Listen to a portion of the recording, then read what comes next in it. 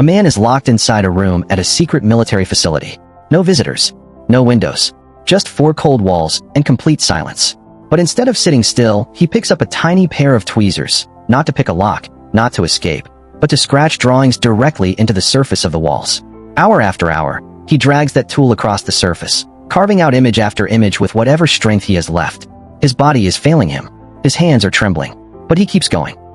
And then, in his final moments, he etches out one last drawing, a detailed, unmistakable image of a city square in Trieste, Italy. Then he collapses, and when military officials finally enter the room, he's already gone. He pushed himself to the very edge of human endurance just to leave that one message behind. But the question that should be eating at you right now is, why Trieste? What is so important about that city? Hold on to that, because everything in this story leads back to that answer.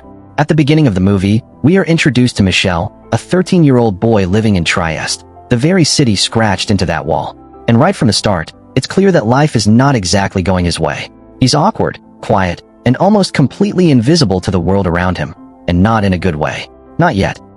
On his morning ride to school, Michel spots a Spider-Man costume displayed in a shop window and immediately stops. There's a masquerade party happening tonight, and this costume might just be the thing that finally changes everything, especially when it comes to Stella, the new girl in his class who he absolutely cannot stop thinking about. The problem? He's so terrified of actually talking to her that instead of walking up and saying hello like a normal person, he's been secretly recording videos of her on his phone. Yeah, not great. And of course, because the universe has no mercy, his teacher catches him mid-recording and confiscates the phone on the spot. Then, as if the morning couldn't possibly get more awkward, the school principal walks into the classroom alongside a police inspector, who just so happens to be Michel's own mother, Giovanna. She's there with serious news. A classmate named Martino has gone missing, and she needs everyone's cooperation. But right before she leaves, she hands Michel the lunch snack he forgot at home, in front of everyone. And the moment the embarrassment hits him, his nose starts bleeding. In a panic, he bolts to the bathroom, where things get dramatically worse. Two boys from his class, Brando and Ivan, are already waiting inside with a paintball gun. They want his money. Michel tries to resist, but they strip him of every coin he has. And just to make it sting even more, Ivan offers him a 10-second head start to run. Michel bolts through the hallways and gets shot square in the back before he even reaches the end of the corridor. He hits the ground. Everyone watching laughs. And then Brando steps on his hand, just to make the humiliation complete. Michel goes home that afternoon with nothing. No pride, no money, no phone. But he refuses to give up on the party entirely. He checks the safe in his room, scrapes together what little he has, and goes back into the city looking for a budget alternative. That's when he stumbles upon a small Chinese shop and meets a boy around his age who works there. When Michel asks about affordable superhero costumes, the boy pulls out something called a Shinshia suit, a hero apparently very famous in his home country. The costume looks like glorified pajamas with an old cape attached. But Michel is out of options. He buys it. Before leaving, he asks what power Shinshia actually has.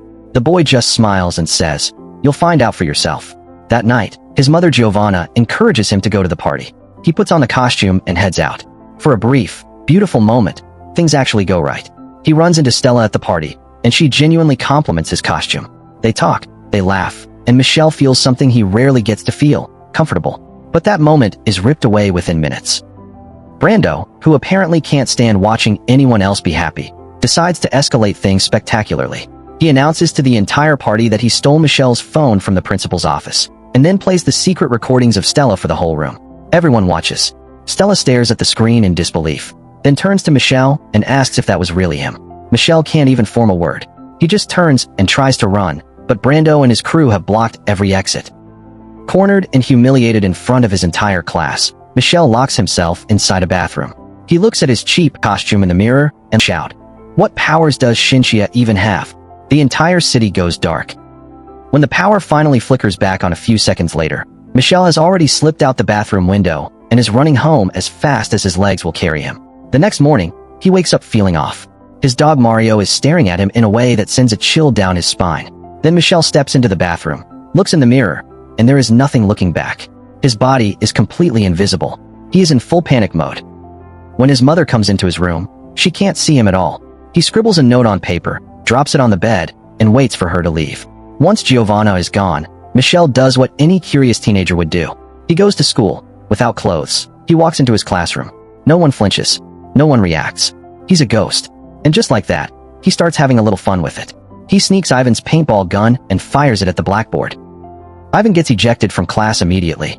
He destroys Brando's much-hyped tennis final by messing with every single shot until Brando loses spectacularly in front of the whole school. Then he follows Brando into the locker room and throws tennis balls everywhere while speaking in a low, creepy voice until Brando sprints out screaming. Michelle, invisible and laughing, is having the time of his life. But then he pushes his luck too far. He sneaks into the girls' changing room to spy on Stella. And the moment she throws a towel right onto him, the shape of a human body forms under the fabric. She reaches out to grab it. And at that exact second, Michelle becomes visible again. Girls scream. Michelle is nearly expelled. And now every girl in school looks at him like something they'd find under a rock. The stress makes him go invisible again involuntarily. He runs home, where his younger sister Candela spots his disembodied floating face and nearly loses her mind. But once she calms down and Michelle explains everything, she doesn't panic. She gets excited. Because her brother has superpowers. Michelle swears her to secrecy, and they start trying to understand the rules of his ability together. That evening, he's practicing when he hears his mother come home unexpectedly. He strips down and goes invisible just in time. Giovanna, thinking she's alone, calls a friend and says something that stops Michelle cold. She's worried that he might be figuring out the truth, that he was adopted as an infant. Michelle runs. He ends up sitting alone at the harbor, replaying those words in his mind.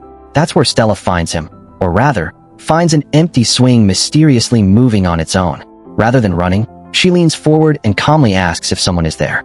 Michelle stays hidden but reaches down and draws a small smiling face in the sand. Stella's eyes light up. She challenges him to a swing race, and for the first time in what feels like forever, Michelle just laughs. No pressure, no humiliation, just two people, or one and a half, technically, having fun. Before leaving, Stella tells the empty air that she hopes to see her invisible friend again. That night, inspired, Michelle visits Stella's window and draws the same little smiling face in the glass. She understands immediately and lets him in. She drapes a sheet over him so she can see his outline, and they talk, really talk. But when she reaches toward him to confirm he's real, he gets nervous and becomes visible. He bolts again. Back home, Candela finally says what needs to be said. Michelle needs to tell Stella the truth. So the next night, he goes to the school gym where she's rehearsing alone.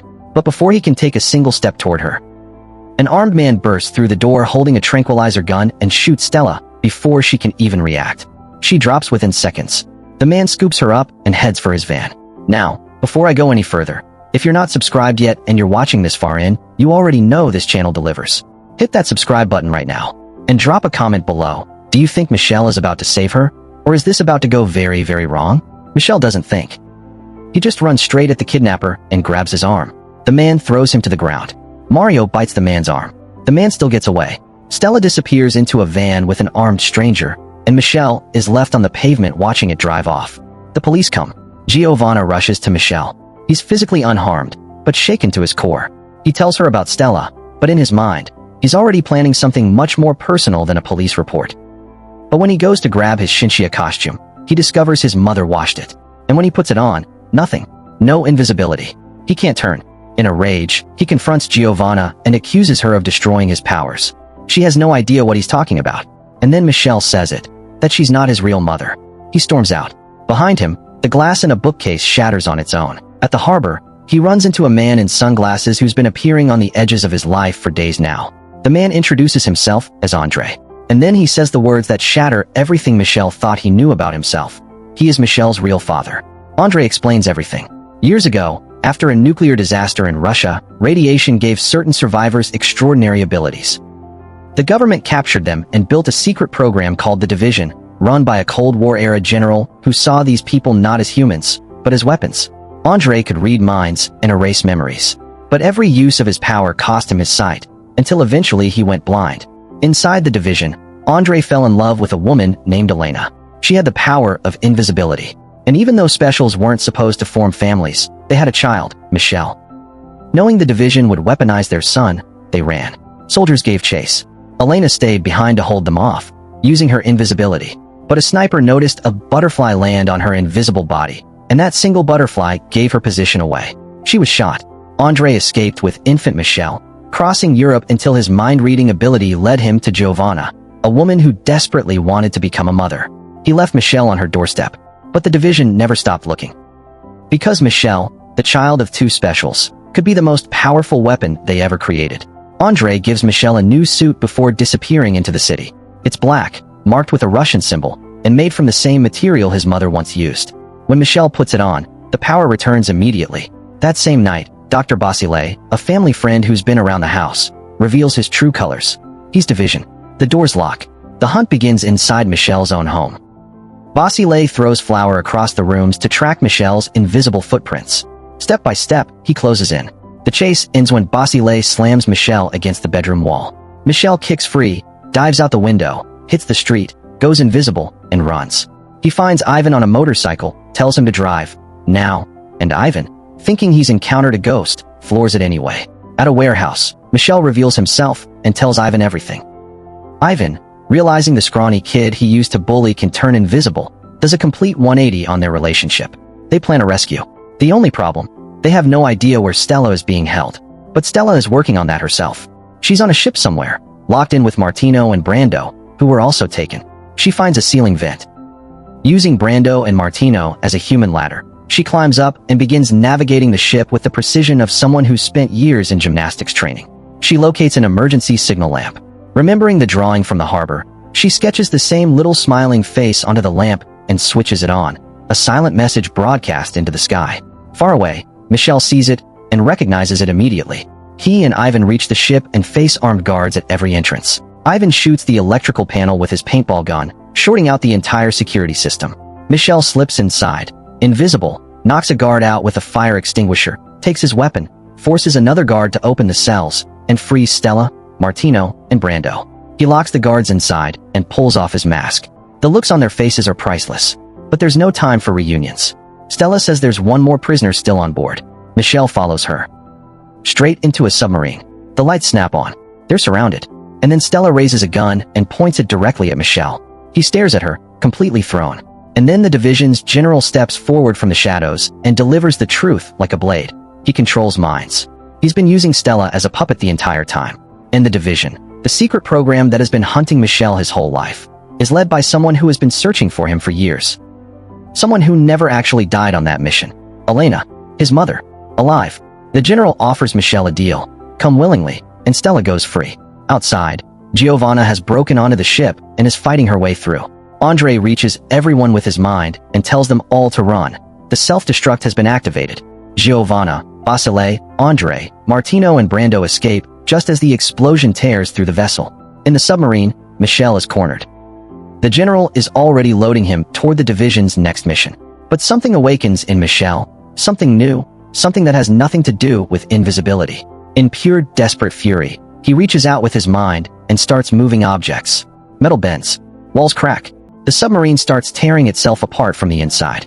Michelle grabs Stella and they launch to the surface in an emergency capsule. They burst up through the water at the port. Their friends are waiting. Moments later, the police flood the area. Michelle stands in front of the crowd and lets himself be seen. Fully visible, fully himself. And Martino raises his voice and announces that this boy right here is Trieste's new superhero. The Invisible Boy. For the first time in his life, the crowd is cheering for Michelle. But Andre pulls him aside almost immediately. As long as people know his identity, the division will never stop. Michelle has to let them forget. He walks back to Stella. He tells her softly that they'll meet again. She doesn't understand. He leans in, and they share one quiet, genuine kiss. Then Andre erases it all. The next morning, a city press conference credits Inspector Giovanna with the rescue. Michelle watches from the crowd, proud of the woman who raised him. They finally make peace, not because everything is explained, but because love doesn't always need a complete explanation. At the school celebration for the returned students, Stella doesn't remember any of it. She doesn't remember the swing. She doesn't remember the smiling face in the sand. She doesn't remember being saved. But as she's about to leave, Michelle, for the first time without powers, without a costume, without anything to hide behind, walks straight up to her and asks if she'd like to walk home together. Brando and Ivan try to cut in. Michelle doesn't even slow down. He just looks at Stella and waits. She smiles. She says yes. And back at the division's base, a soldier reports to Elena that Michelle escaped from the submarine. Elena smiles. Because she knows the truth. Years ago, there were two children. Andre separated them to keep them safe. But the division found both. The story isn't over. It's just beginning. And that's The Invisible Boy, a story about a kid who had to become invisible before the world could finally see him. If you made it to the end of this video, I just need 30 seconds of your time. Subscribe to this channel right now if you haven't already. We break down movies like this every single week, and you don't want to miss what's coming next. Drop a comment below and tell me. Would you use invisibility to get revenge on your bullies? Or would you go full superhero? Let's hear it. See you in the next one.